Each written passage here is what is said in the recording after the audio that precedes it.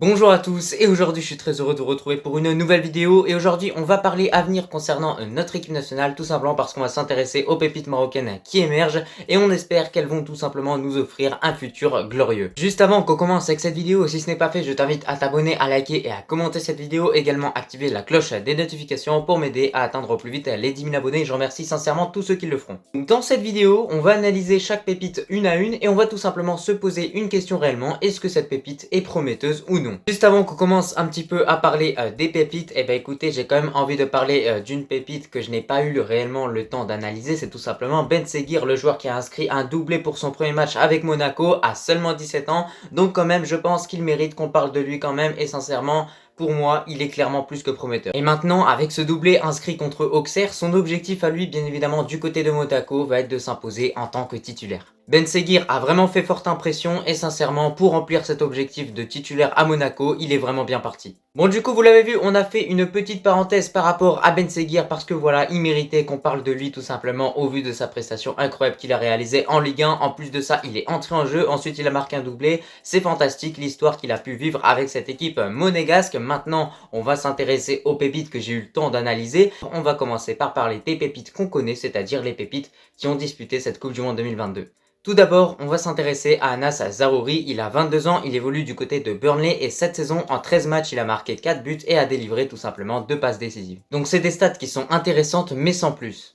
Déjà, ce qui est positif avec Anas Zaroury, c'est qu'il évolue du côté de Burnley, donc un club qui est descendu lors de la saison 2021-2022, et pour l'instant, ce même club est bien parti pour rejoindre de nouveau la Première Ligue. Du coup, il va monter en level, bien évidemment, on lui souhaite. Donc c'est vraiment un club qui va lui permettre de progresser en Première Ligue, un petit peu de s'acclimater au football anglais pour pourquoi pas après rejoindre un club un peu plus prestigieux, West Ham, Arsenal, Wolverhampton, il y en a même d'autres, même Brighton, pourquoi pas, pour Anas Zaroury, ça pourrait être un bon club.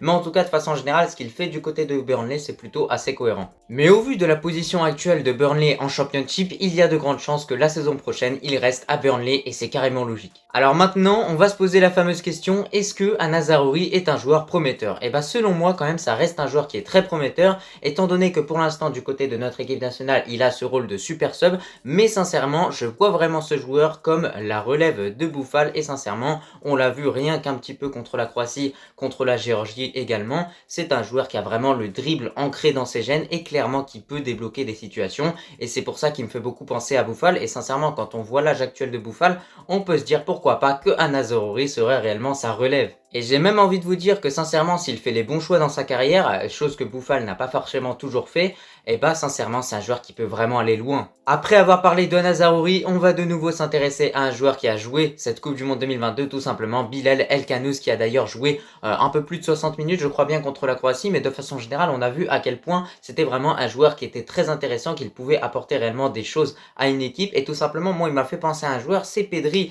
Et actuellement, quand on voit le niveau actuel de Pedri, on a de quoi être optimiste par rapport à la situation de Bilal Elkanouz, et au vu de son âge, ce qu'il a proposé contre la Croatie, ce qu'il a montré vraiment techniquement, son aisance, etc., c'est vraiment assez fou, et sincèrement, c'est pour ça que il est très prometteur. Statistiquement, en club, certes, le constat est pauvre pour Bilal Elkanouz. En revanche, ce qui est intéressant pour lui, c'est que du côté de Genk, il est tout simplement un titulaire indiscutable. Et à 18 ans, être un titulaire indiscutable au milieu de terrain, quand même, ça se félicite. Et surtout, j'ai envie de dire que les statistiques, on n'en prend pas réellement compte, étant donné que c'est un milieu central, c'est pas réellement son rôle de marquer des buts ou de faire des passes décisives, c'est pas un buteur. Et surtout, dans certains matchs avec cette équipe de Genk, il sort des performances qui sont quand même incroyables. Tout comme Anas Zaroury, Genk est premier du championnat belge, donc ça offrirait réellement l'opportunité aux deux joueurs d'être champions sur la même année, ce serait complètement fou. Au niveau de sa situation en club, concernant Bilal Elkanouz, ce que je lui conseillerais, ce serait peut-être de rester une ou deux saisons de plus un petit peu pour confirmer du côté de Genk les bonnes performances qu'il livre actuellement, et ensuite pourquoi pas franchir les paliers et aller dans un meilleur club. Depuis tout à l'heure, je m'en rends compte, mais je fais que dire Genk, mais au final je crois que ça se prononce Genk, en tout cas peut-être que je me trompe, mais de façon générale, je m'excuse en tout cas s'il y a des erreurs de prononciation. Maintenant, Bilal Elkanouz, est-ce qu'il est prometteur? Rien qu'avec ce que l'on a vu contre la Croatie, croyez-moi qu'il est plus que prometteur. On a vu à quel point vraiment ce qu'il faisait c'était fluide et rapide, et sincèrement c'était vraiment beau à voir, et c'est pour ça que voilà, dans sa carrière va falloir prendre le temps, va falloir faire les choses bien, et réellement pour moi il est plus que prometteur. J'ai envie de vous dire qu'on détient notre Pedri marocain en quelque sorte. On a parlé d'Anas Zaroury, on a parlé également de Bilal Elkanouz. Maintenant, on va s'intéresser à Ilyes Ousni, joueur évoluant du côté du PSG, il a 17 ans, tout comme moi. Moi je parle de lui en vidéo et lui de son côté, il joue au PSG, mais on a le même âge, tout va bien. Justement, Ilyes Ousni va avoir différents objectifs et son premier objectif va tout simplement être d'intégrer l'équipe première du côté du PSG et ensuite il n'a jamais caché son souhait réellement de rejoindre l'équipe nationale. Et rien qu'en Youth League, je sais pas si ça se prononce comme ça, mais en tout cas c'est la Ligue des Champions pour les jeunes, de façon générale on remarque à quel point ses prestations sont extraordinaires étant donné qu'en 6 matchs il a inscrit 8 buts. Est-ce que Ilyes Ousni est un joueur prometteur? Et ben c'est compliqué un petit peu de répondre à cette question, mais moi je le conseillerais de monter en grade petit à petit avec le PSG pour pourquoi pas un jour se retrouver à nos côtés lors du prochain rassemblement de Walid Regragui. On sait à quel point notre coach fait vraiment des choix osés à certains moments, donc pourquoi pas le voir en tout cas du côté d'Hakimi, du côté de Ziyech, ce serait complètement fou pour lui. Là, on va s'intéresser à une pépite marocaine et sincèrement dans le futur, pourquoi pas, ça peut être un joueur extraordinaire, c'est tout simplement Lamine Yamal. Joueur évoluant du côté du FC Barcelone, et ce qui est fou avec ce joueur-là, c'est qu'il s'est déjà entraîné avec l'équipe A alors qu'il a seulement 15 ans. En plus de ça, c'est un ailier droit, c'est un bon dribbleur, il est rapide, très bon en accélération, donc bien évidemment, il a toutes les qualités pour plaire à n'importe quel club.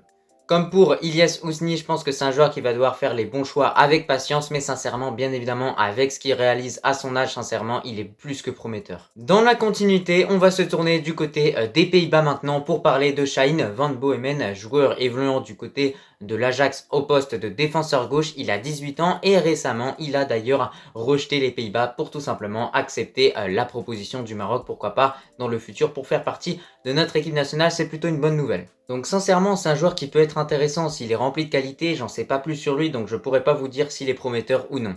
Désormais, on va s'intéresser à un gardien qui est très prometteur, Samy tout simplement, le gardien évoluant du côté de Chelsea. Il a 18 ans, il est marocain et algérien, mais visiblement il a choisi le Maroc. Donc bien évidemment ça c'est une bonne nouvelle, mais également tout simplement parce que ça peut pourquoi pas être la doublure de Bounou. Je sais pas ce que ça donne au niveau de ses qualités. S'il évolue du côté de Chelsea, je pense que tu t'en doutes, c'est qu'il a un bon niveau. Pour l'instant, il évolue avec les U21 de Chelsea, mais son futur objectif pourrait être d'intégrer l'équipe A de Chelsea. Et je pense que de façon générale, c'est un gardien qui est prometteur. Pour finir, on va s'intéresser à Ilias Akomash, joueur évoluant du côté du Barça au poste d'ailier droit. Il a 18 ans, il est très jeune, mais a déjà fait sa première fois avec Léa, tout simplement avec Xavi, donc c'est une bonne chose déjà pour lui. Il va gagner en expérience, mais sincèrement, au niveau de ses statistiques, avec justement l'équipe B du FC Barcelone, c'est pas du tout fantastique. En 16 matchs, il a seulement marqué un seul but. Et actuellement, au vu de son profil, il a tout pour réussir dans le football, donc bien évidemment, c'est un joueur qui est prometteur. Bon bah écoutez, c'était tout pour cette vidéo, je pense que tu l'as vu avec toutes ces pépites, je pense que clairement on a un futur qui s'annonce glorieux du côté de notre équipe nationale, en tout cas on l'espère, Inch'Allah. Je te remercie de regarder cette vidéo dans son entièreté et je te dis tout simplement à la prochaine.